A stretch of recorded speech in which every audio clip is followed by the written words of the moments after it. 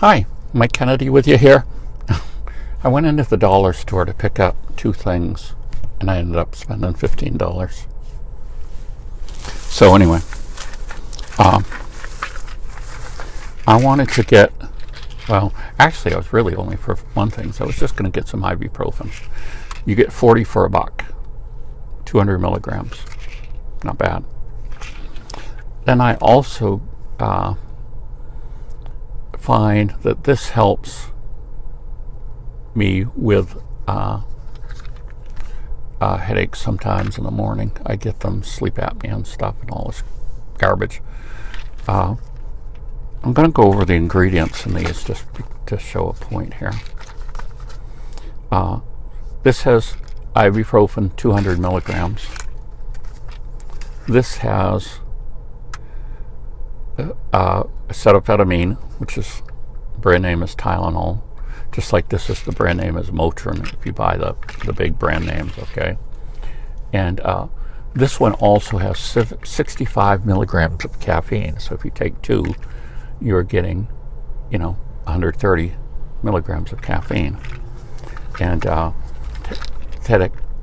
caffeine does something to your blood vessels, and it will sometimes help with headaches.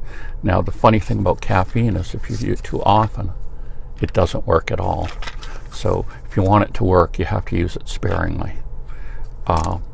People who drink a lot of coffee every day, this just isn't, they might as well, not do it. They might as well just get the Tylenol, because the caffeine's really going to have no effect because you're already getting enough caffeine, or too much caffeine. I mean, caffeine isn't a dietary requirement.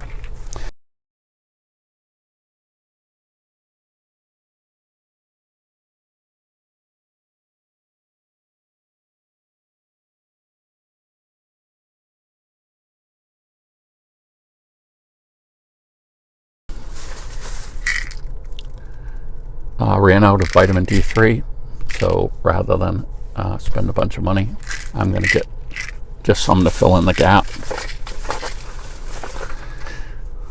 I find that with my sleep apnea machine, my the ability to breathe at night, a lot of times I get clogged up. And allergy relief. These pills have they have cetirizine, hydrochloride 10 milligram, and antihistamine compared to Zyrtec. Okay. So I actually get two of those because my wife uses it occasionally too.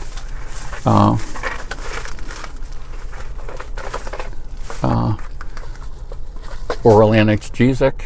My wife gets gum boils sometimes, so I got some of this for her. This says for temporary relief of pain due to toothache. 20% benzocaine. Okay. Then I got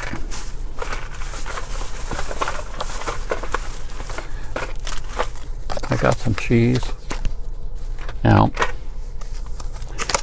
I'm getting, once again, trying to get more serious about my dieting, and so when I cook an omelet, it's going to have 1/6 of this in it, which means there's 6 servings of this of 100 calories, so I'll be adding 100 calories of 100 calories, and how much fat?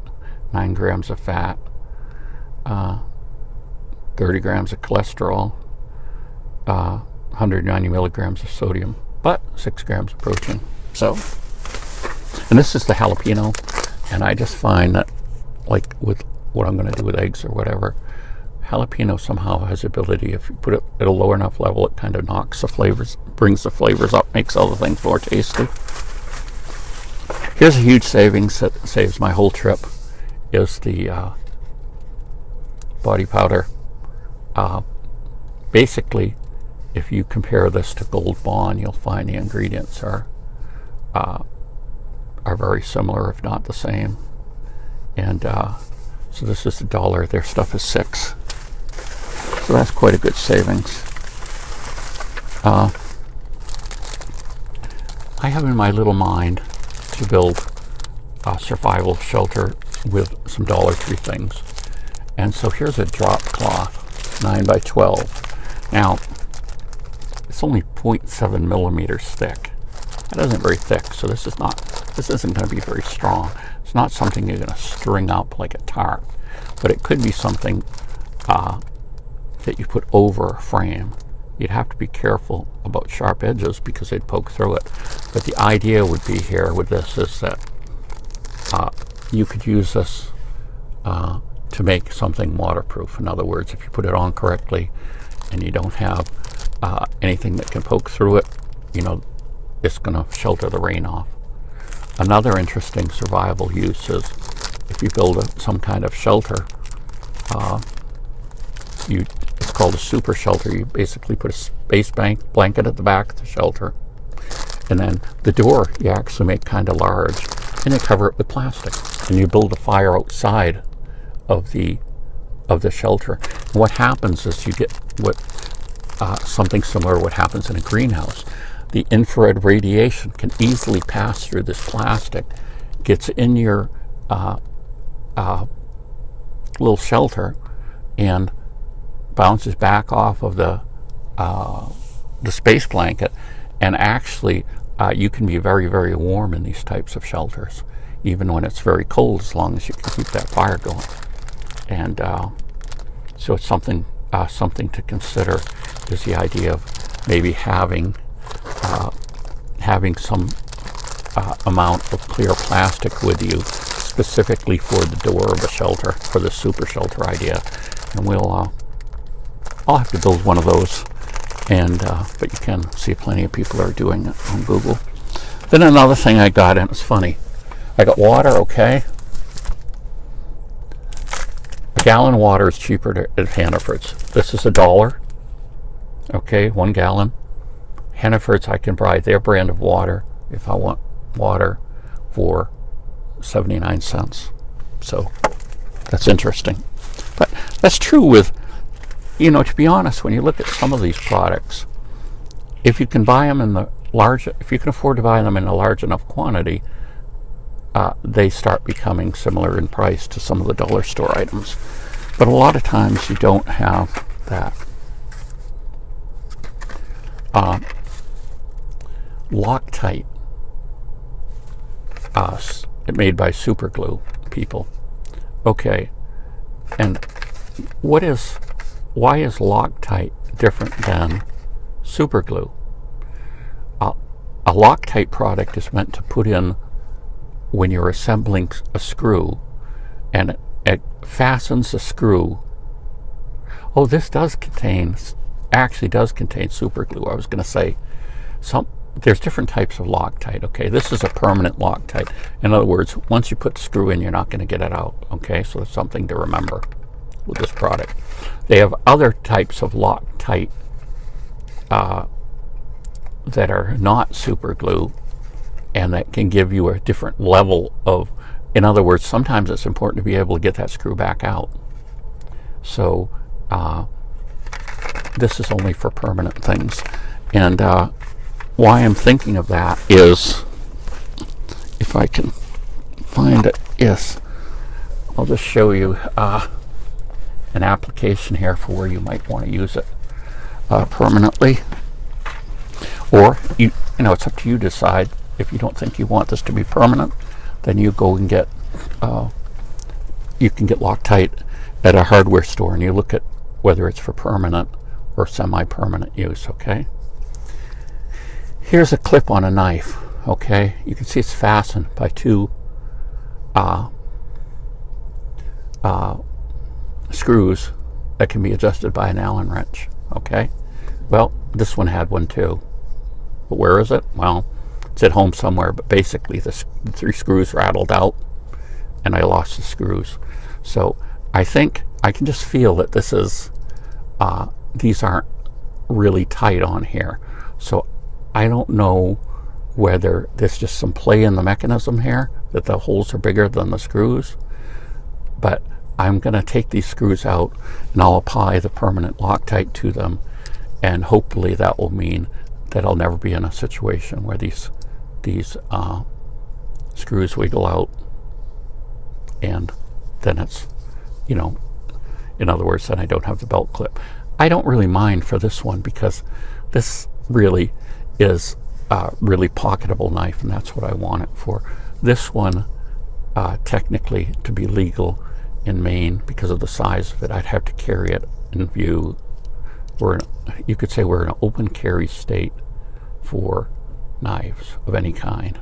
Well, I shouldn't say of any kind, of any size. I guess there may be some restrictions on the kind, but you could carry a machete around, and that would be considered legal as long as it's not concealed. If you had it, you know, you had the big baggy pants and you had the machete under your baggy pants, which is why people started wearing baggy pants. The first thing was to conceal guns and rifles and things, then that would be a problem. But this, I know I want to keep this belt clip for good, where this one was more like it rattled out. I have the clip at home. I could probably find some screws, and I might in a hardware store and redo this. I'm not sure, but I may just keep that off because I was thinking of removing it so it's more pocketable. Then it doesn't snag on things when you take it out. But anyway, there's a little lesson on Loctite and why you would like it. I'm going to show you too some super glue in different forms. They have super glue in small packages, like a single-use thing, which is kind of nice to have sometimes. They have super glue in bigger bottles, 2 bigger bottles for $1, and you'll have to count in the still pictures. But then they have super glue gel, and one of the problems with super glue is that it really has to make good contact to bond, and since it's such a thin liquid, that basically means that your parts have to fit together perfectly again. There can't be any gap. Well, sometimes you just can't do that. There is a gap. Well, with the gel, you can place it on, put the parts together, and the fact that it's a gel will actually harden it. It will harden even in an area where there's a gap in buying the 2 items, okay? Because that gel is filling up the center. So that's why you would sometimes want to use a super glue gel instead of a regular super glue. One thing I've learned about super glue is brittle. You don't want to use it on things like, I'm going to give you an example. I fooled with trying to do some things with my glasses frames. Well, first thing I realized is that you're not going to super glue something and put it near your eyes again, because the fumes from the super glue are super irritant to your eyes, okay? And the second thing I learned was that super glue is brittle. Glasses generally have bend in every direction to them, even though, I mean, you don't think of it, but they do. They're flexible usually. And it's very easy for that super glue to break, and then the item will come apart. You know, if you're super gluing something that's porcelain or some object, you're putting it somewhere, there isn't that force applied to it, and it's fine.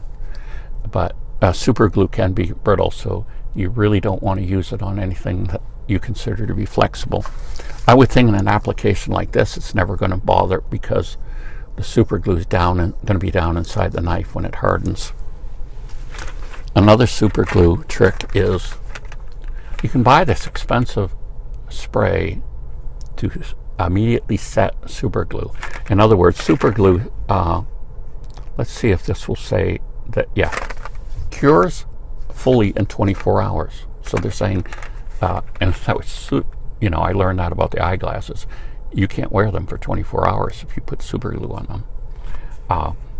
So, even the gel, remember, the gel is brittle too. So if you have a gap of something flexible and you fill it up with it super glue, that is going to break, okay, and come undone. But oh, I have to think for a minute. I forgot the point of what I was saying.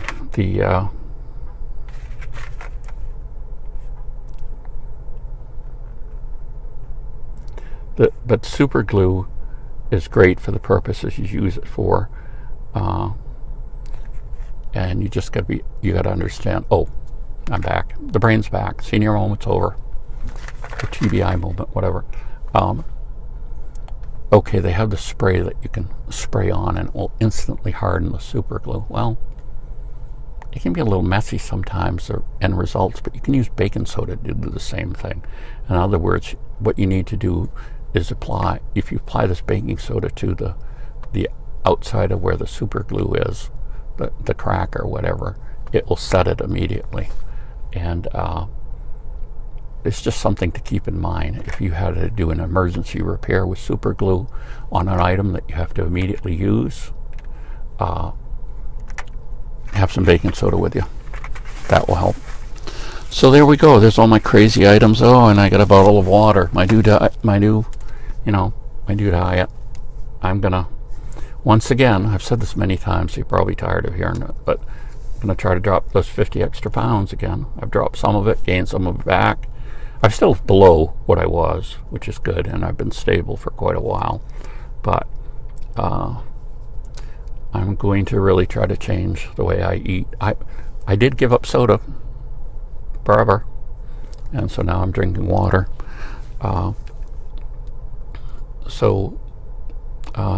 Dollar store has water, but like I say, it's interesting. The 6 packs of water in bottles are only $1. So that's dramatically cheaper than other places, but in the gallon it's the same. Or it's actually more expensive than I can get it. Now that's less expensive than buying a brand name like Poland Springs or whatever. But there we go, and my goodness, I rambled on for 18 minutes about what I got in the dollar store. Shame on me.